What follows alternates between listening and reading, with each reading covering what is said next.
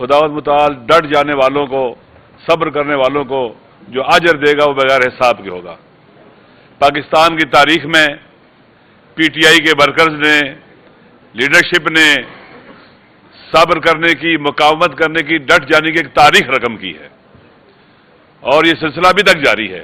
आप सब जानते हैं कि किस तरह से हुकूमत को गिराया गया आलमी एजेंडे के तहत, और उनके दाखिल में जो घुस बैठिए थे उन्होंने सहूलतकारी की और एक स्टेबल गवर्नमेंट को गिराकर पूरे मुल्क को बहरान का शिकार किया और जुल्म और सितम की इंतहा की। तमाम गैर कानूनी और गैर आईनी इकदाम किए गए और हथकंडे किए गए कि लोगों को डरा दें, खौफजदा कर दें, मायूस कर दें और इस तरह से उनका जो एपिसोड है वो कामयाब हो जाए। उनकी मिसकैलकुलेशन थी, उन्होंने पीटीआई की लीडरशिप को नहीं पहचाना था, आवाम को नहीं पहचाना था, जिसके नतीजे में उनका हर कदम उन्हें दलदल में लेके जाता गया। वो साथ साथ पाकिस्तान को भी डुबोने की पूरी कोशिश करते रहे। इंतजार था इलेक्शन का, गैर आईनी तौर पर इलेक्शन को डिले किया गया, गैर कानूनी तौर पर इलेक्शन को डिले किया गया और जब मुनक्किद करने का वक्त है तो आप देखें कितने बेढंगे अंदाज से, कितने गैर कानूनी, गैर आईनी तरीके से इलेक्शन को उन्होंने मुनक्किद किया। आप जानते हैं कि लीडरशिप को प्रेशर डाला, जाली पर्चे काटे गए, औरतों को बंद किया गया, जवानों को बंद किया, 10-12 हजार जवान प्रेशर डाले गए, लोगों को डराया गया, धमकाया गया, कैंडिडेट्स को उठाया गया ताकि लोग डर जाएं, खौफजदा हो जाएं। लीडरशिप को जेल में डाल दिया गया, केसेस जाली बनाए गए और उसके बाद ताकि मायूस हो जाएं जेलों में डाला गया, सजाएं देना शुरू कर दी और इसी तरह से निशान छीन लिया।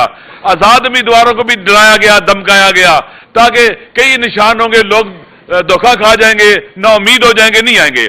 लेकिन लोगों ने उनकी स्ट्रेटजी को कि कम से कम लोग शरीक हों, मायूस हो जाएं, इलेक्शन में भरपूर तरीके से शिरकत करके उनको नाकाम बनाया, नामुराद बनाया।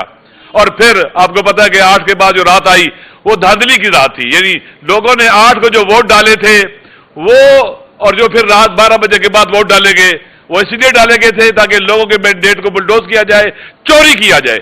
ये गैर आईनी इकदाम है, गैर कानूनी इकदाम है और ये करने वाले आज तो कल जवाबदेह होंगे, इनसे पूछा जाएगा। अवाम जानते हैं, बच्चा बच्चा जानता है, चंद साल का जो बाशऊर बच्चा है वो भी जानता है कि धांधली हुई है, उससे पूछे, वो भी नाम जानता है सबके, किसने की है, वाज़ेह सबके सामने। अगर लोग अपने जो डोमेन से बाहर निकलेंगे, जो उनकी जिम्मेदारी से बाहर निकलेंगे, तो फिर इलेक्शन जो हुआ है, अमूमन इलेक्शन किस लिए होते हैं? बहरानों से निकलने के लिए। यहां इलेक्शन को बुलडोज करके बहरान खड़े किए गए हैं, मुश्किलात खड़ी की गई हैं।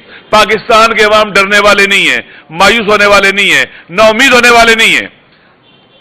पावर पॉलिटिक्स में पहले भी कहता हूं, करने वाले इन चीजों को नहीं समझ सकते। वो चोरी शुदा मैंडेट को भी लेके फख्र महसूस करते हैं और बाज़ औक़ात कहते हैं कि धांधली हुई है, वो इसलिए कहते हैं कि उनके हक में जो डकैती, डाका डलना चाहिए था वो कम डला है और उनको तकलीफ है कि छोटी डकैती हुई है। पाकिस्तान के अवाम ने जिनको रद्द कर दिया, जिनको ठुकरा दिया, उनको मुसल्लत करने की कोशिश की जा रही है। देखिए, स्ट्रेटजी में कहते हैं कि फेलियर को रीइंफोर्स नहीं करना चाहिए। इन्होंने एक स्टेबल गवर्नमेंट को गिराकर पीडीएम की शक्ल में एक फेलियर को रीइंफोर्स किया, स्ट्रेटजी गलती थी, शिकस्त खाई। अब फिर दोबारा फेलियर को रीइंफोर्स कर रहे हैं, बदतरीन शिकस्त खाएंगे और रुसवा होंगे। लिहाजा हम जैसे खान साहब बाहर से हम इकट्ठे थे, हम उनकी औलाद हैं जिन्होंने पाकिस्तान बनाया था। हम फिरका वारियत फैलाने वालों को कभी भी कामयाब नहीं होने देंगे। हम पीटीआई पर कभी बोझ नहीं बनेंगे, बोझ उठाने वाले बनेंगे, साथ देने वाले बनेंगे। हम नेशन बिल्डिंग की तरफ जा रहे हैं, एक ऐसी कौम जिसमें तमाम मसालिक हो, मुस्लिम हो, गैर मुस्लिम हो, तमाम अकवाम हो। वो सिर्फ और सिर्फ पाकिस्तान में नेशन बिल्डिंग का काम इमरान खान कर सकता है और कोई नहीं कर सकता। 80-90% लोग कहां खड़े हैं?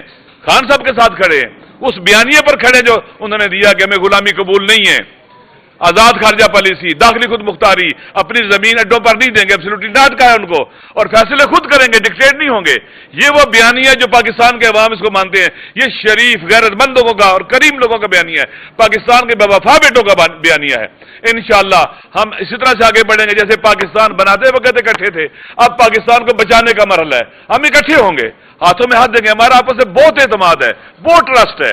आप यकीन कर लें कि जो हमें जानते हैं उन्हें पता है कि हमारी कितनी दोस्ती है आपस में, हमारे तो घर एक हैं।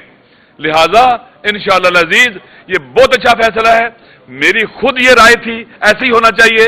मैंने खुद कहा है कि साहबजादा हामिद रजा साहब سنی اتحاد کونسل کے سربراہ ہیں، بہترین آپشن وہی ہے، اور ہم اس میں ہے کہ ہمیں کسی قسم کا کوئی کیا اسے کہتے ہیں کہ وہ کیا اسے کہتے ہیں کہ تحفظ نہیں ہے، خوشی ہے، یقین کر لیں آپ، ہم ایک ہیں، نہ فرق ہو سکتے ہیں، ہم ہیں ہی ایک، لہذا بہت زبردست ہے۔ اس مشکل مرحلے میں ہم پی ٹی آئی کے لیے ساتھ ہیں۔ میں نے پہلے بھی کہا خان صاحب جس بڑے کاز کو لے کے چلے ہیں، جس میں نیشن بلڈنگ بھی ہوگی، گورنمنٹ بلڈنگ بھی ہوگی اور کنٹری بلڈنگ بھی ہوگی، وطن کو بچانے کی تحریک ہے، ہم وطن کے لیے جان دے سکتے ہیں، اس راستے میں خون اپنا دے سکتے ہیں، ہم پیچھے نہیں ہٹیں گے اور طاقتور طریقے سے آگے بڑھیں گے اور ہر فورم پر یہ جنگ لڑیں گے۔ جو جیلوں میں ڈالے ہوئے ہیں یہ بے گناہ ہیں، جھوٹے اور جعلی پرچے ہیں، چاہے وہ کئی ہزار جوان جو جیلوں میں بند ہیں، چاہے وہ لیڈرشپ جو جیلوں میں بند ہے، چاہے خان صاحب ہیں، گٹیا طریقے سے آپ نے ایف آئی آریں کاٹی ہیں، اور یہ نہیں ہونا چاہیے تھا۔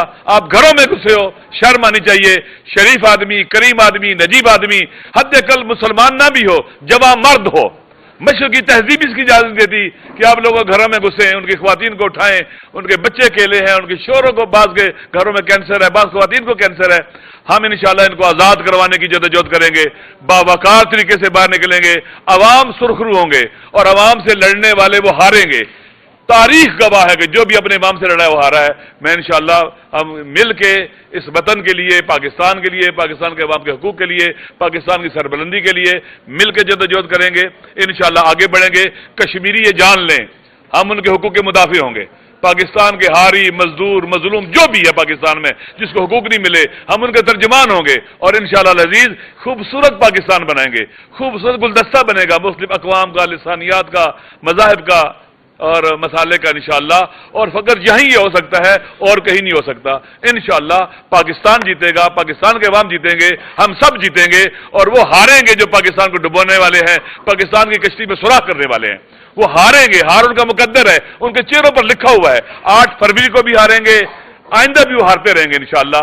میں پھر آپ سب کو کا شکریہ ادا کرتا ہوں، آپ تشریف لائیں، اور ہم جب تک زندہ ہے ہم خان صاحب کے ساتھ ہیں اس بیانیے پر، اور انشاءاللہ اس سے ایک قدم بھی پیچھے نہیں ہٹیں گے۔ السلام علیکم۔ حامد رضا صاحب،